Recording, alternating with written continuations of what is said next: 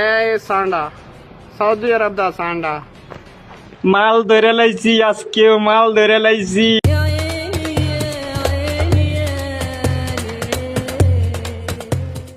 মরুর প্রাণী সান্ডা, যাকে হয়তো বহু মানুষ চিনতই না, সেটি এখন সামাজিক যোগাযোগ মাধ্যমে ভাইরাল।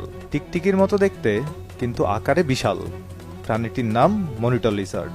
বাংলাদেশে অনেকে একে চেনেন সান্ডা নামে।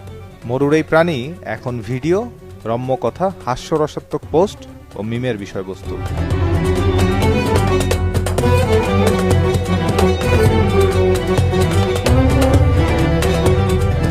ভাইরাল হতে অনেকে সান্ডার সাথে ভিডিও বানিয়ে পোস্ট করছেন ফেসবুক, টিকটক, ইউটিউবে। অনেকে আবার সান্ডা খুঁজতে দৌড়ে বেড়াচ্ছেন মরুর বালিতে।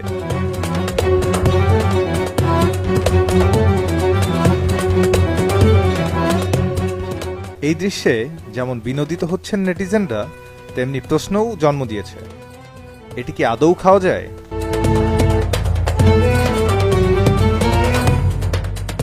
মূলত মধ্যপ্রাচ্যের দেশগুলো, বিশেষ করে সৌদি আরব, ওমান, কুয়েত ও সংযুক্ত আরব আমিরাত অঞ্চলে সান্ডা বা ধাব একটি ঐতিহ্যবাহী খাদ্য।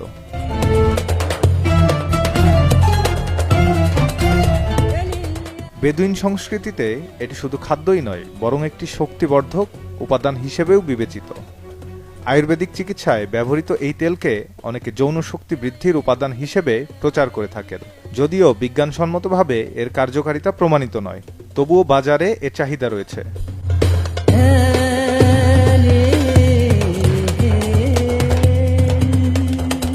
অনেকে বিশ্বাস করেন এই প্রাণীর মাংস শরীর গরম রাখে, রোগ প্রতিরোধ করে এবং যৌন শক্তি বাড়ায়। মরুর কঠিন পরিবেশে বেঁচে থাকা আরবদের জন্য এটি দীর্ঘদিন ধরে একটি উপাদেয় প্রোটিনের উৎস।